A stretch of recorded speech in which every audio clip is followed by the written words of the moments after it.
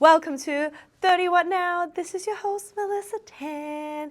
Now, I have to admit, I've taken a whole hour just to film, just to try to work out how to film on this video thing that I've got here. So if you're on YouTube, it's taken me a whole hour to try to navigate this again. And also this recording, this normal audio recording. And that's because I think it's been 2.5 months since my last actual recording. Because since then, I got promoted at work, in case anyone is on my LinkedIn, I guess. I went traveling, and then upon coming back from travel, I decided to make my life more difficult and got a puppy. Now, I have to admit, I've only got an hour to do this recording, and because I'm in the studio where I am doing the recording, and I've already wasted an hour. So let's get into today's topic. Now, shan't we? So, what are we talking about today? Today, we are talking about how traveling has changed between your 20s and your 30s. And obviously, this was inspired by my most recent trip to Europe. So why am I thinking about this, right? I think it's because the way that I was traveling this time around was very different to how I used to travel in my 20s. And I think, I did go to Europe last year, but it was such an even bigger difference than last year as well. And I'm like, is it because I'm old? Is it? Or I think there's also a couple of economic, or the way that people are traveling is now different. So I'm really curious, I was really excited to kind of dive into this topic. It's gonna be a really fun, chill topic. It's not gonna be as, I think, philosophical or deep as my most recent topic, which is whether you wanted to have kids or whether you only want to have kids because of this preconceived idea that having kids is what you should do as an adult, right? So this will be a little bit of a fun episode. It's a little bit chaotic because I feel like my energy is all over the place today. And even though I've recorded this, I've started recording this an hour ago, even though I've done a take of this for an hour, my energy has not stopped being chaotic. So you might just have to bear with me. So yeah, let's dive into the conversation of how has traveling changed between your 20s and 30s. And I think the first really interesting bit is energy and priorities, right? I think in my 20s, and I'm sure in everyone in your 20s, you could survive off liquid. Coffee, alcohol, carbs, lack of sleep, again, meet strangers, make friends, whatever. It's fine. You actually don't need rest. But in my most recent trip, I have taken so many naps. I was so tired.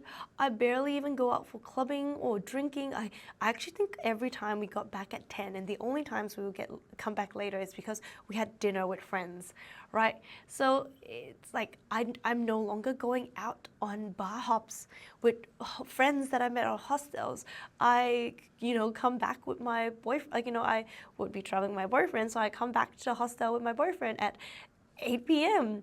and then we will shower, and then we, then watch YouTube video and then fall asleep, which is exactly what my parents do when I bring them traveling. So now I'm traveling like my parents. My energy level is like my parents, and I'm freaking out. Is this normal as a 33-year-old to have such low energy? Anyway, the second thing is, it's the priorities, right? When I was younger, I wanted to do everything. I've woken up early, I've stayed late to get that perfect Instagram photo. I would go out on various walking tours, late night parties, bar hops, everything. Everything that I can do to make new friends, to experience the country itself, as well as to get a perfect photo. Back then it was all about collecting moments that are aesthetic or artistic, or to capture elements that would prove you're adventurous. Hey, look at me. This is a true story. Hey, look at me making friends with all these people from the hostels. I'm so cool. Now, I've taken naps multiple times my last travel. I also make sure to schedule my flights so that I would sleep. For example, back in the day, my flights, it'll be scheduled for 10 a.m. So you kind of have to wake up at 5 a.m. to get ready, and then you bring all your stuff, maybe not 5, but 6, 7, whatever, to go to the airport at 8 a.m. so you can take that 10 a.m. flight so that when you reach the new country, then you can go straight to traveling, right? Like straight to sightseeing. Now, I feel really, I feel really old that all my flights were like 2 p.m., 4 p.m., 5 p.m. Because you also need to make sure that some of the flights aren't too expensive. Because those middle flights, airlines know that that's where that's the most popular flight, so they will make it more expensive. So I need to navigate between finding the right time flight so that it's not too expensive, but it's not too early, not too late, so that I don't have to be stressed out prior to going to another country. Second, this is a very controversial, apparently this is a very controversial take, but I no longer believe in going to museums in a different country or exhibitions. And that's because we're in Melbourne, right? Melbourne has fantastic art exhibitions at all times. So I recently went to the Van Gogh Museum in Amsterdam, and I'm like, oh, Van Gogh came to Melbourne. They did. Did I see that? Was that there? I don't remember. I've got the memory of a squirrel, so I don't even remember if I've seen them. So what's the point? I like art, but probably not enough to remember art.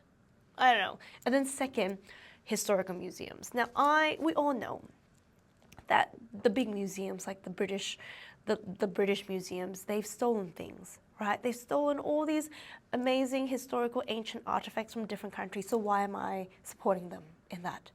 Like, if the last time I went to Greece, I actually went to the museum in Athens because they were displaying the ancient Greek artifacts, and that makes sense. Why would I go? And I recall actually that was at that time they had these statues. It was like 6 sisters or something, and they left space for 2 of the sisters, and they were like, oh, we are still waiting for 2 of our sisters to come back to us because they're currently being held captive. I don't think they used the word captive, but they're currently being held in the British Museum, the Historical British Museum. I don't know what the name is. So, you know, I do get really sad because I think if you're a country and if you're a country and you've got ancient artifacts that you would love to proudly display, I would love for them to be displayed at their home country rather than the museum of their colonizers, you know. So my hot take is I do not go to museums anymore because even when we were in Berlin, it was ancient Egyptian museums. Like, what's the point? If I wanted to go see the Egyptian museum, I would go see it in Egypt. I have seen the Egyptian museum exhibition in Melbourne at the NGV, so I'm not quite sure whether that, yeah, I mean, that's a bit, I don't know if that's a bit different. But ancient museums in other countries, I would rather spend time just soaking in the vibes of the place by drinking a coffee in a cafe, like sitting down, drinking a coffee in a cafe, or like eating some of their food. And I don't think that would have been something that I would have wanted to do when I was younger, because I would have felt that I'm wasting my time. You know, because when I was younger, the thrill is about doing everything, but now it's about feeling present. Like, what do the people of that country eat, or what do they do? For example, like, you know, when we were in Paris, we saw a lot of people just for their pastime, they were just sitting by the Seine River, just sunbathing. You know, and then we actually did a little bit of that. We just sat and tried to feel Parisian. I don't know if that's something that I would have thought it was lame when I was younger, you know? And, you know, what's funny is apparently I'm not alone. According to Forbes, more travelers in their 30s now value slower experience-based travel than see it or travel. And I also think it's probably worth noting that it's quite a privileged take still, in a way. No, in a way. This is quite a privileged take, right? I think if you were to be able to travel, if you never got a chance to travel in your 20s, and you happen to go to Europe for the first time, of course you're going to be tick boxing everything. So you're going to try to see everything because this is the first time you're seeing something, and you don't, you know, if you don't have the capacity to come back for another 10 years because Europe is getting more expensive, you would want to see as much as you can. So I have to just like preface really strongly that this is a very privileged take to be like, I don't need to see everything, but at the same time, not at the same time, I don't need to see everything, but hope this helps, like at least in the future, if you were to travel to Europe and you know that there's so many things to see, take out the museums. I don't know if you agree with this take, but I don't think that added as much value to my experience, rather than, sitting down and having a look at, the places surrounding. And obviously, some of the big things that's hard to see, like the Eiffel Tower. It's hard to find another Eiffel Tower unless you're in China, So just wanted to put it out there. What I just said was coming from quite a privileged position. Next, we're going to talk about, budget and lifestyle. So back in my 20s, I really prided myself on being a hostile girly, being a cheap ass. Like, I really don't care if I need to travel from one place to another in an overnight cramped bus full of people. I actually really enjoyed those sort of experiences. Or 10 beds, 20 beds, mixed dormitories, which is often the most cheapest type of accommodation. Don't mind. That's how I make friends. Oh, you can hear people having sex. Part of the experience. But now, I'm still practical, but I really value comfort. I'll spend extra on a hotel with good ratings because they have good facilities, not because they're on top of like a pub and they have a pub crawl.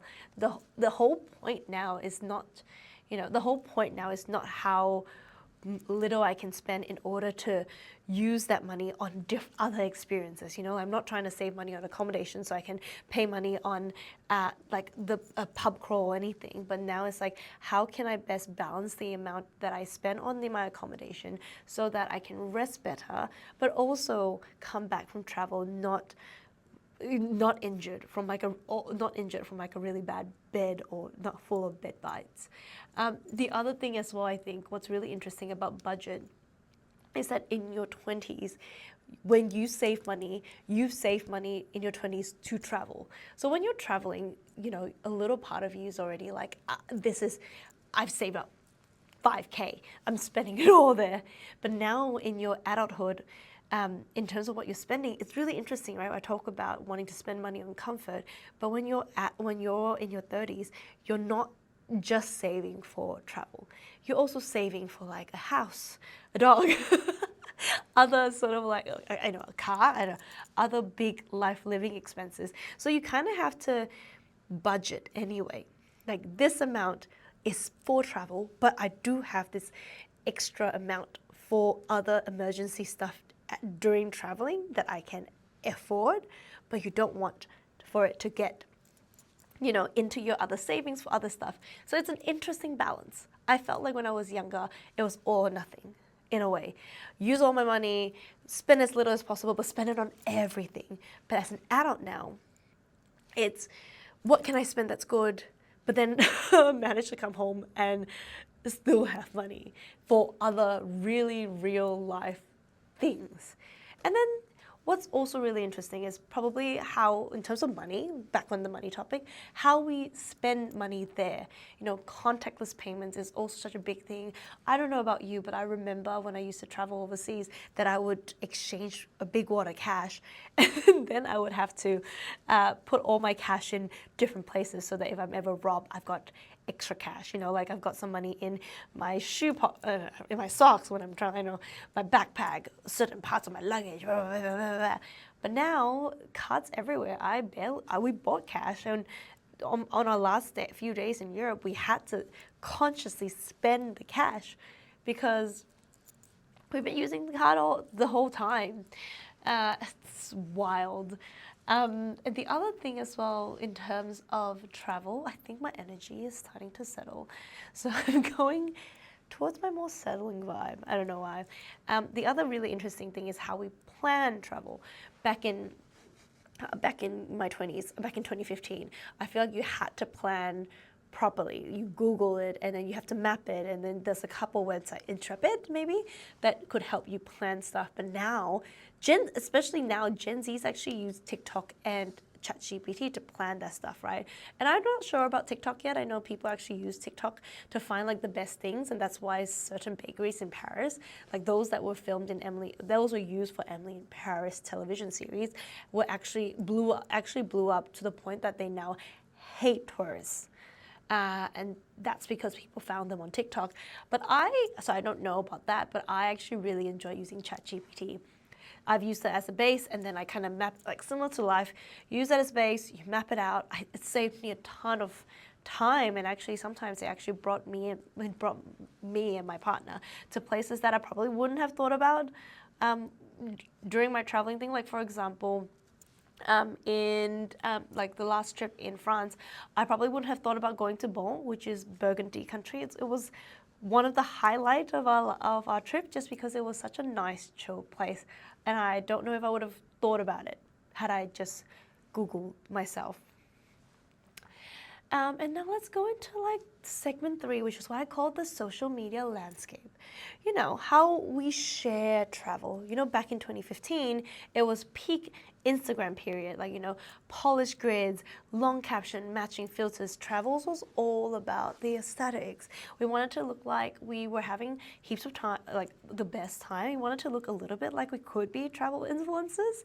But now it's all about reels, and TikToks is about being fast, funny, real, not perfect. People care less about perfection and more about the vibes, right? Now Gen Z really have redefined like traveling story time. Like they prefer and they trust short stories, not stage influencer bits, and it's all about authenticity. So, and honestly for me, I don't know.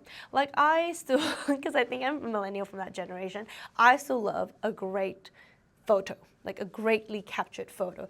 But now I also feel like I need to like figure out ways to create reels or TikToks. Like I've got a TikTok just for fun, and I actually feel like my phone is now filled with so much more, like still thinking what's the best photo, but then still thinking what videos do I need to capture so that I can make shorter videos? And then also thinking, what are photos that give me the Gen Z vibe? Like, I don't know about you, but you know the Gen Z Insta vibe? Like, it's all about pictures that sometimes it's a little blurry, or it's like a plate of eaten food, a little bit of like aesthetic photos. It's a vibe. I'm trying to capture it. I don't know if I've been doing it successfully, but it's a vibe. So for me personally, rather than feeling like I don't have to take perfect photos, I actually feel like I have to take more stuff now. It's actually, my phone is just packed and packed and packed, and I have to actually consciously, actually even more so, be less focused on capturing moments then and there. It's a me problem. I actually don't know if it's a full, you know, millennial problem. You let me know. Do you feel the same way? So next we're going to go into who we travel with. So back in the day, okay, so when I was in my 20s, I loved traveling solo. Like I absolutely love it. I think it really built my resilience, confidence, and ability to read people and read maps and situation, you know? I think also I have to admit, traveling solo as a boy and girl, it's very different. Traveling solo as a girl obviously oftentimes carry its risk, right? One of my favorite stories to tell people is when I was in India. So I traveled on my own to India when I was 21, and I went as a voluntourism, you know, back in the day when it was really popular for you to go to like a country like India or somewhere in South America and volunteer. And I chose the program of teaching kids English. But when you're there, you know, you teach them and then they're not that interested. So you're like, I'll paint the kindergarten. And then a lot of times, after you leave, they strip off the paint and let the other stupid, ignorant foreigner come in and paint the kindergarten and make them feel better, and then they take our money. So I volunteered in India, and there was a couple instances where during that volunteering trip, I had the chance to go to other places. So I went to Amritsar. And when I was there, Amritsar, it was in the Himachal Pradesh section. I think it's the right story. Let me know if I mix up my stories potentially based on the location, right? I was there, and because that area had a lot of Tibetan people who ran from Tibet, so I probably looked a little Tibetan. So when I went to the temple, what temple was it? The Dalai Lama temple. No one really cared much to talk to me about the temple, whereas like if you're a white person and you were at the temple, everyone's like, oh, let me talk to you about Buddhism, blah, blah, blah, blah. So I was feeling like really lonely because I travel on my own. No, sorry. Shh. I didn't go to Amritsar for that story. I was somewhere else. I did go to Amritsar, but I went to somewhere else in the Himachal Pradesh region to see the Dalai Lama temple. I totally forgot the place. It's been so long ago. I was 21, so that was 12 years ago. Anyway, the place that has Dalai Lama temple, also full of Tibetans, right? So I was so sad because none of the monks wanted to talk to me about Buddhism, so I walked away. And then a guy was like, hey, I heard a voice, hey, you're not from here, are you? I was like, no, I'm not. I turned around, I was so excited about people know that I wasn't from there. And then it was this guy who was like, let's go out for dinner. And I was like, okay, let's go out for dinner. And then we went to dinner, and then we found out that he was a 40-year-old guy. But long short, I can tell you the whole story, but long short, he tried to invite himself to my hotel room. And the only way I was able to tell him no was, oh, I don't think my mom would appreciate that. I don't know why that stopped him. I think it's because maybe he was a good person. I think that's why I was like, oh, he's good enough not to do me any harm. Anyway, so that's the risk of traveling solo as a girl. But on the flip side, I was telling my boyfriend that I love traveling solo on my own in Europe. Full stop. I love traveling solo on my own, but especially in Europe. I know I've romanticized this, but when I was in Europe I think also like close to 10 years ago, making friends was easy. Going to hostels, and I think being a single woman, other people are either nice to you, like, oh, you're on your own, let's become friends. And obviously, people might be into you, so then they like treat you a little better. But I don't know, life back then seems a little safer. I had loads of people who tried to help me with my very heavy luggage. And I don't think I was the hottest girl there. I think it was just the fact that I was like a solo woman traveling that really allowed them to pity me sometimes. So I love traveling on my own. And I know that guys, if you're a boy, you tend to be a little safer. But sometimes you get into accidents more. Like my brother, when he was traveling alone in Czech Republic, got punched by a police officer, and we don't know why. There is no reason why to this day. Yeah, bizarre. But nowadays, in your 30s, I think you do often travel with a partner, and it's a very different kind of fun, right? You get to share joy, and you get to have like comfort in a way traveling with someone else, with your significant other.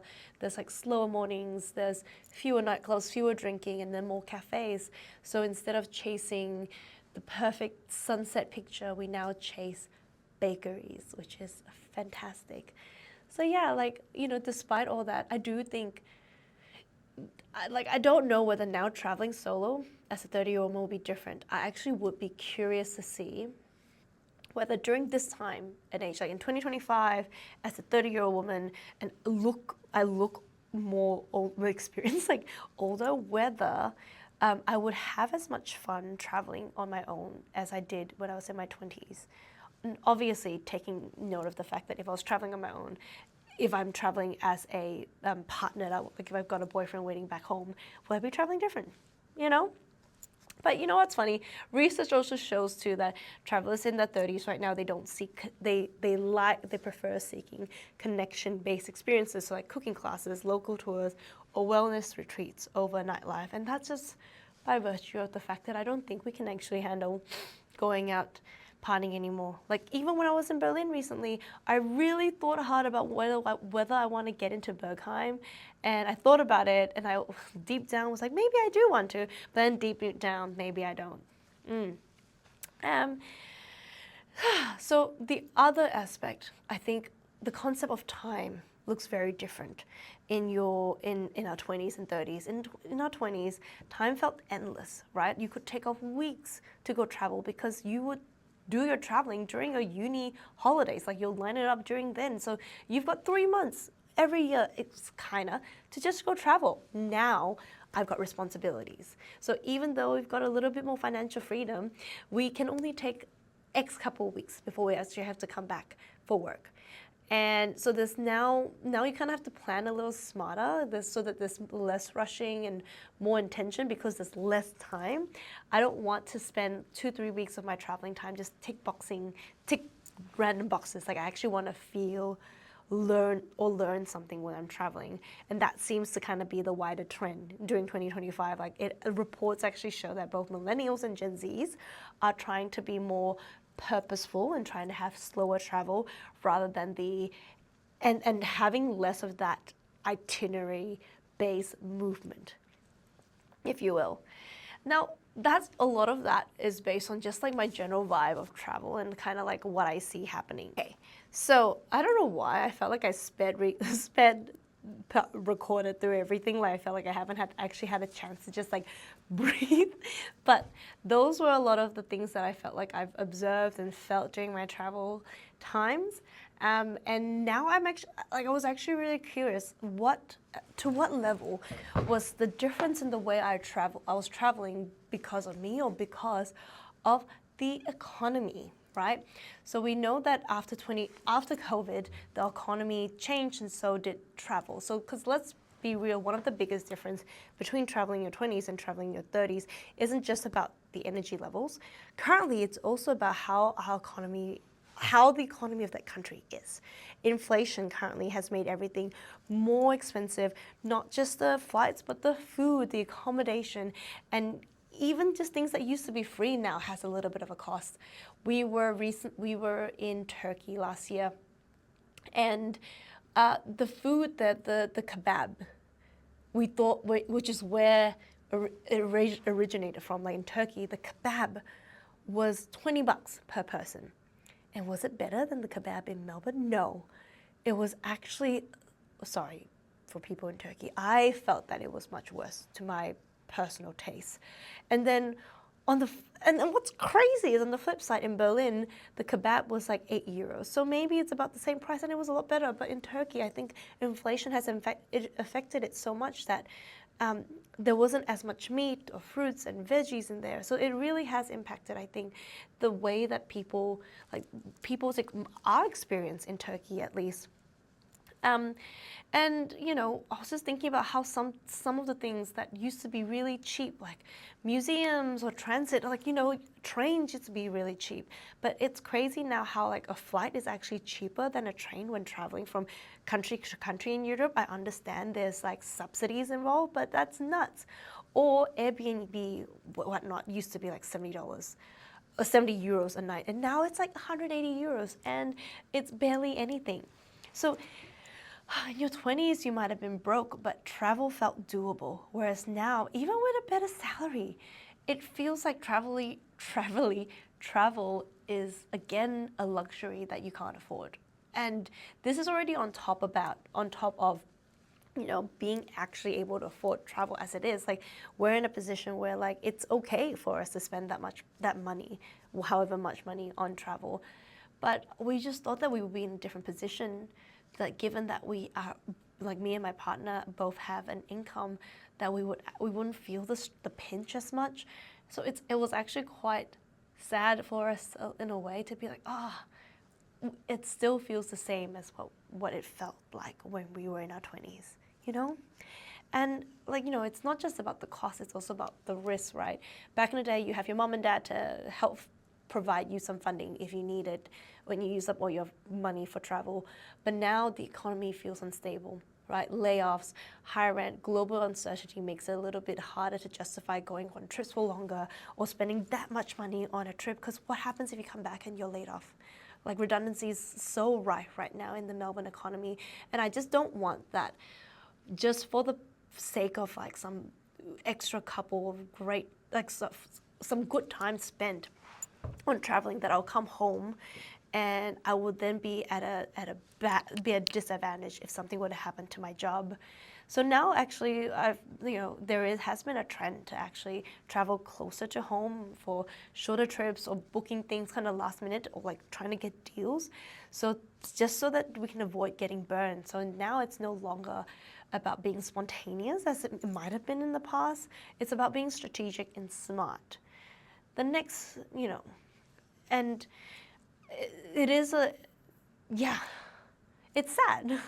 I'm trying to find a way to like segment into the next bit, and I can't because I think my energy is still very high. But the next thing I want to talk about is, talking about the economy, is how tourists in certain countries are very unwelcome, but they are still needed for the economy. So yes, travel has gotten more expensive, more complicated, and a little bit more loaded, emotionally loaded.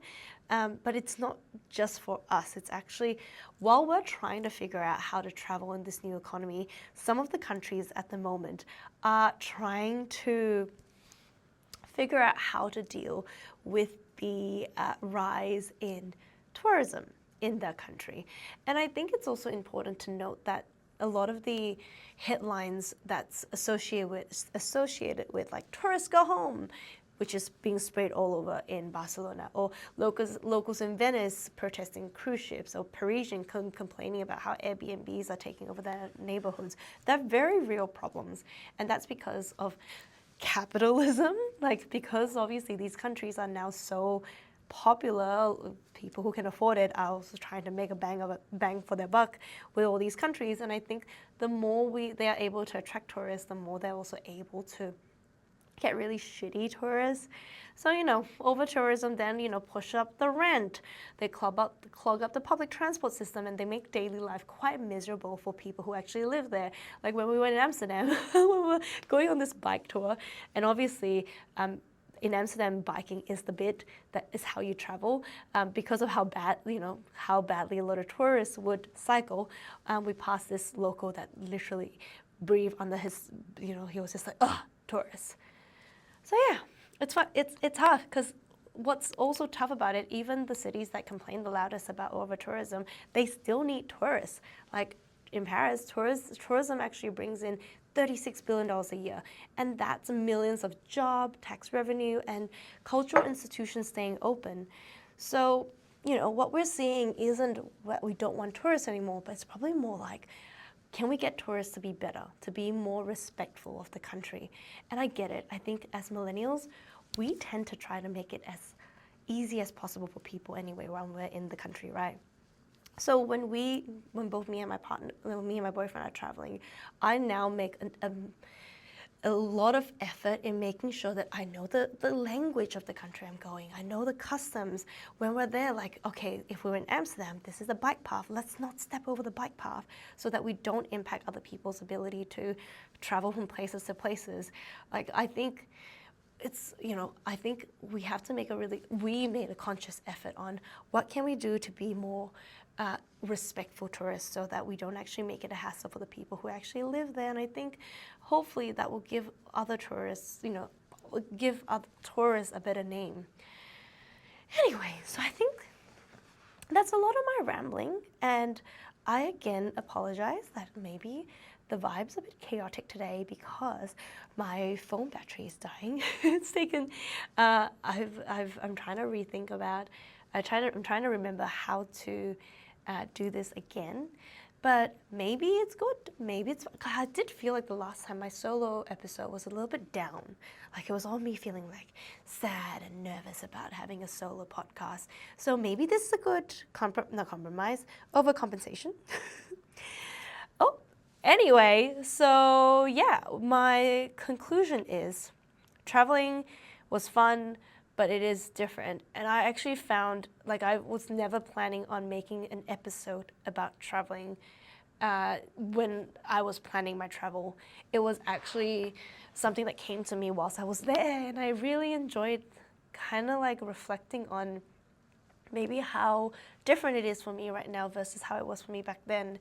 I think it's given me a lot of insights into who I'm becoming, and probably how much I should value the way I'm traveling now, because I'm sure when I'm a bit older, things will change again. like it would be even harder for me to travel. So I think there's a lot of like new tips and tricks that I should be gathering even from my parents, you know, like taking time to sit down, have coffee, taking naps, not needing to fit everything in. Those were things that I kind of make fun of them back in the day. And these are things I'm doing now. So I should probably be a little less harsh on my parents sometimes when they're traveling and then they're not doing things in the pace that I wanted them to. I guess, and the other thing is, traveling has changed so hard, and it's been, as in, traveling itself, the way we're organizing it and doing it is so different. It really is interesting to see how technology and the way that, you know, AI and whatnot is changing the way we travel. So I think it's quite important for us to just not give it time, so not important. It's really interesting to see how we are able to adapt the changing technology and the way we also travel. Yeah, that's it. It's a bit of a fun episode. Again, let me know if you have had similar vibes, and let's see, you know, how much. I'm like consciously looking at my phone battery. Let me know what you think of this episode and if you like this chaotic energy. I think the next episode that I'm thinking about talking is having pets in your early 30s instead of having children. You know? Anyway, thank you for listening and thank you for hearing my rambles. I will chat to you soon. Bye!